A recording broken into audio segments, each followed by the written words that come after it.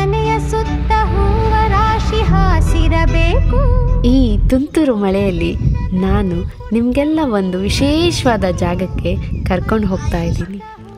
ಅಲ್ಲಿ ಮೋಡಗಳೇ ತೇಲಿ ಹೋಗ್ತಾ ಇದ್ದಾವೇನೋ ಅನ್ನುವಷ್ಟು ಪ್ರಶಾಂತವಾಗಿ ಹರಿಯೋ ನದಿ, ನದಿಯ ಪಕ್ಕದಲ್ಲಿ ಒಂದು ತೋಟ, ತೋಟದೊಳಗೆ ಒಂದು ಪುಟ್ಟ ಮನೆ. ತಂಗಾಳಿ ಜೋಗುಳವ ಹಾಡಲೇಬೇಕು, ಬಂಗಾರದ ಹೂವೆ ನೀನು ನಗುತ್ತಿರಬೇಕು, ನನ್ನ ಜೊತೆಗಿರಬೇಕು. ದೂರ ಬೆಟ್ಟದಲ್ಲಿ ಪುಟ್ಟ ಮನೆ ಇರಬೇಕು, ಮನೆಯ ಸುತ್ತ ಹೂವ ರಾಶಿ ಹಾಸಿರಬೇಕು. ಈ ಪ್ರಶಾಂತವಾದ ಜಾಗ ಯಾವುದು ಅಂತ ಯೋಚನೆ ಮಾಡ್ತಾ ಇದ್ದೀರಾ? ಹೇಳ್ತೀನಿ. ಅದಕ್ಕೂ ಮುಂಚೆ ಈ ವಾತಾವರಣದಲ್ಲಿ ಬಿಸಿ ಬಿಸಿಯಾಗಿ ಖಾರವಾಗಿ ಏನಾದರೂ ಅಡುಗೆ ಮಾಡಿದ್ರೆ ಹೇಗಿರುತ್ತೆ?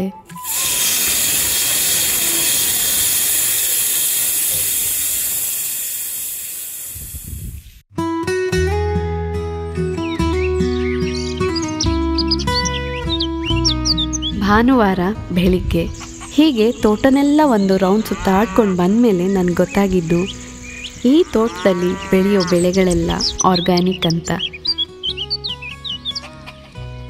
ಹಣ್ಣು, ತರಕಾರಿ, ಸೊಪ್ಪು ಎಲ್ಲವನ್ನು ಯಾವುದೇ ರಾಸಾಯನಿಕ ಗೊಬ್ಬರ ಇಲ್ಲದೆ ಬೆಳೀತಾ ಇದ್ದಾರೆ.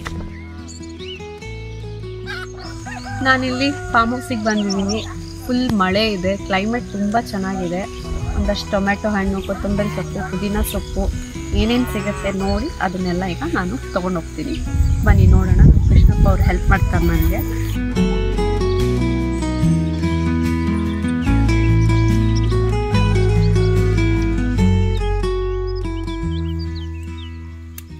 ಇದು ಸ್ವಲ್ಪ ಮೆತ್ತಿದೆ.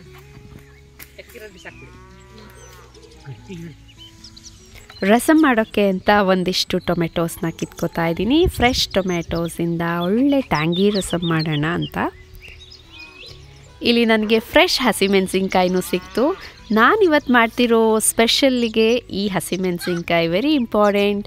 ಹಾಗಾಗಿ ನನಗೆ ಅಡುಗೆಗೆ ಬೇಕಾಗಿರೋ ಅಷ್ಟು ಹಸಿಮೆಣಸಿನ್ಕಾಯಿನ ನಾನಿಲ್ಲಿ ತಗೋತಾ ಇದ್ದೀನಿ.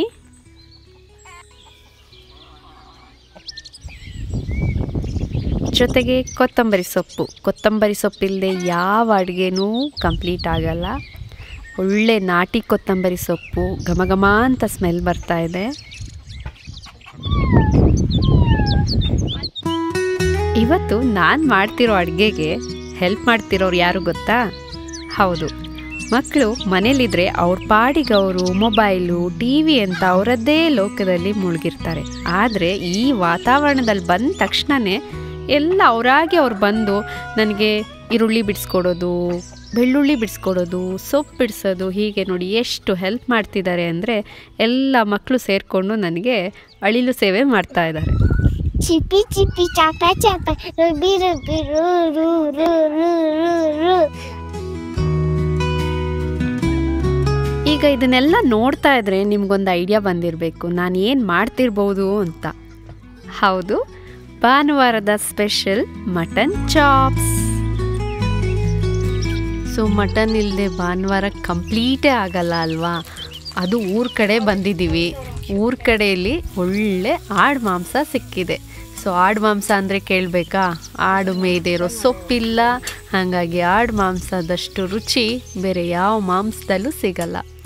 ಹಾಗಾಗಿ ಇವತ್ತು ಅದಕ್ಕೆ ಅಂತ ಮಸಾಲೆ ಅರಿತಾ ಇದ್ದೀನಿ. ಸೊ ಬೆಳ್ಳುಳ್ಳಿ ಜೊತೆಗೆ ಶುಂಠಿ ಎಲ್ಲನೂ ಎಣ್ಣೆಯಲ್ಲಿ ಹೀಗೆ ಫ್ರೈ ಮಾಡ್ಕೊತಾ ಇದ್ದೀನಿ.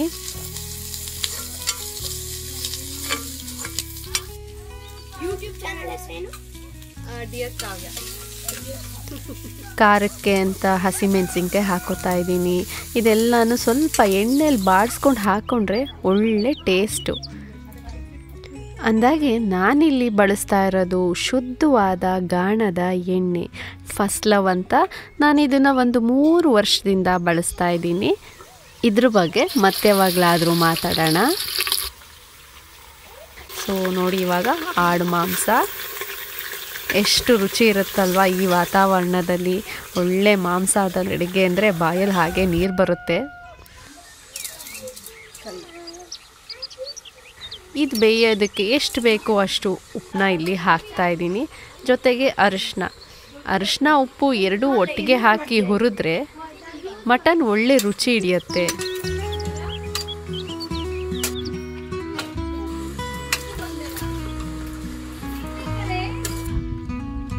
ಸೊ ಇದೊಂದು 15-20 ನಿಮಿಷ ಆಯಿತು ಮಟನ್ ಎಲ್ಲ ಡ್ರೈ ಆಗೋದಕ್ಕೆ. ನೋಡಿ ನೀರೆಲ್ಲ ಸುಂಡಿದೆ. ಇವಾಗ ಅಷ್ಟೊತ್ತಿಗೆ ಹುರಿದಿಟ್ಕೊಂಡಿರೋ ಮಸಾಲನೂ ಅಷ್ಟೇ ಎಲ್ಲ ಮಿಕ್ಸಿಗೆ ಹಾಕಿ ಇದನ್ನು ಪೇಸ್ಟ್ ಮಾಡ್ಕೋತಾ ಇದ್ದೀನಿ. ಸೊ ಎಲ್ಲ ಮೆಷರ್ಮೆಂಟ್ ತಕ್ಕನಂಗೆ ನಾನು ಚಕ್ಕೆ, ಮೆಣಸು, ಖಾರ ಇರಬೇಕಲ್ಲ, ಒಳ್ಳೆ ಖಾರ ಇದು ಆ್ಯಕ್ಚುಲಿ ಮೆಣಸು. ಸೊ ಸಖತ್ ಟೇಸ್ಟ್ ಕೊಡುತ್ತೆ. ಹಾಗಾಗಿ ಲವಂಗ, ಸೋಂಪು, ಜೊತೆಗೆ ಪುದೀನೂ ಹಾಕ್ತಾಯಿದ್ದೀನಿ. ಏಲಕ್ಕಿ 1-2 ಹಾಕಿದ್ರೆ ಸಾಕು. ಚಾಪ್ಸ್ ಅಂದಮೇಲೆ ಕೊತ್ತಂಬರಿ ಸೊಪ್ಪು ಬೇಕೇ ಬೇಕು.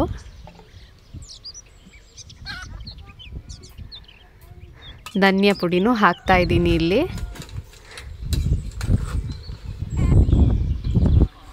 ಇವಾಗ ರುಬ್ಬಿಟ್ಕೊಂಡಿರೋ ಮಸಾಲನೂ ಇದಕ್ಕೆ ಸೇರಿಸ್ತಾ ಇದ್ದೀನಿ. ಸೇರಿಸಿ ಎಲ್ಲ ಮಿಕ್ಸ್ ಮಾಡಿ ಚೆನ್ನಾಗಿ ಹುರಿಬೇಕು. ಒಂದು ಕಡೆ ನೀವು ಬಿಸಿ ನೀರು ಕಾಯಿಸಿಟ್ಕೊಂಬಿಡಿ. ಇದಕ್ಕೆ ನೀವು ಬಿಸಿನೀರು ಸೇರಿಸ್ಕೊಂಡ್ರೆ ಇನ್ನೂ ಫಾಸ್ಟಾಗಿ ಕ್ವಿಕ್ಕಾಗಿ ಅಡುಗೆ ಆಗುತ್ತೆ. ತಣ್ಣೀರು ಹಾಕೋದು ಬದಲಿಗೆ ಬಿಸಿನೀರು ಸೇರಿಸಿ. ಸೊ ಮಾಂಸ ಮುಳುಗುವಷ್ಟು ಬಿಸಿನೀರು ಹಾಕ್ತೆ. ಲಾಸ್ಟಿಗೆ ಇವಾಗ ಸ್ವಲ್ಪ ಈರುಳ್ಳಿ ಮತ್ತು ತೆಂಗಿನ ತುರಿ ಹಾಕ್ಕೊಂಡು ರುಬ್ತಾ ಇದ್ದೀನಿ.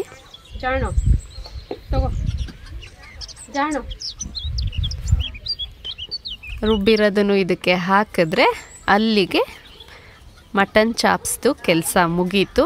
ಈಗ ಏನೇ ಇದ್ದರೂ ಕುಕ್ಕರ್ ಕೂಗಬೇಕು. 2 ವಿಷಲ್ ಹಾಕಿದ್ರೆ ಆಯಿತು. ಇಷ್ಟೇ ಕೆಲಸ.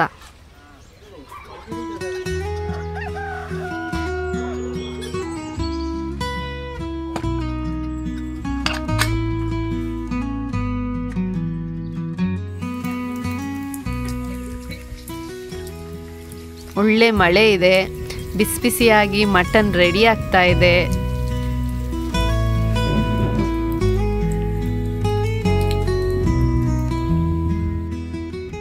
ಕಣ್ಣಿಗೆ ಮನಸ್ಸಿಗೆ ಇದು ಒಂಥರ ಹಬ್ಬ ಥರ ಅನಿಸ್ತಾ ಇದೆ ನನಗೆ.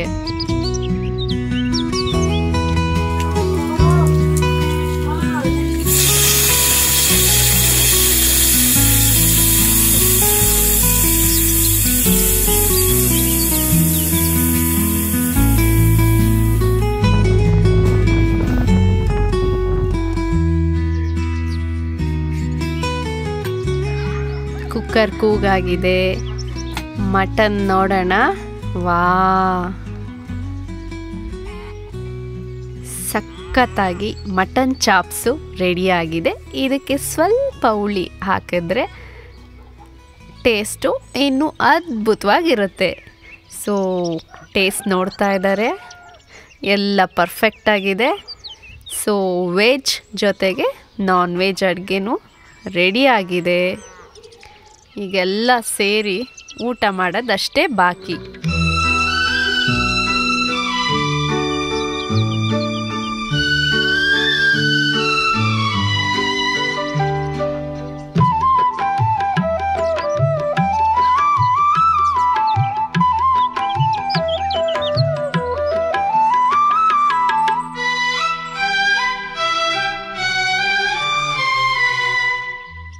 ಹೀಗೆ ತೋಟ, ಸುತ್ತಾಟ, ಅಡುಗೆ, ಊಟ, ನಮ್ಮವರ ಜೊತೆ ಒಂದಿಷ್ಟು ಹರಟೆ, ಮಾತುಕತೆ. ಭಾನುವಾರ ಕಳೆದೇ ಹೋಯಿತು. ಮತ್ತೆ ನಮ್ಮ ಪಯಣ ಸಾಗಿದ್ದು ಅದೇ ಬ್ಯುಸಿ ಸೋಮವಾರದ ಕಡೆಗೆ.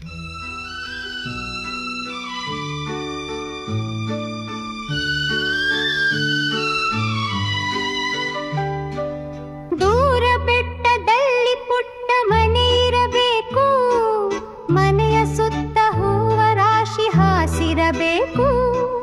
ದೂರ ಬೆಟ್ಟದಲ್ಲಿ ಪುಟ್ಟ ಮನೆ ಇರಬೇಕು, ಮನೆಯ ಸುತ್ತ ಹೂವ ರಾಶಿ ಹಾಸಿರಬೇಕು. ತಂಗಾಳಿ ಜೋಗುಳವ ಹಾಡಲೇಬೇಕು, ತಂಗಾಳಿ ಜೋಗುಳವ ಹಾಡಲೇಬೇಕು. ಬಂಗಾರದ ಹೂವೆ ನೀನು ನಗುತ್ತಿರಬೇಕು, ನನ್ನ ಜೊತೆಗಿರಬೇಕು.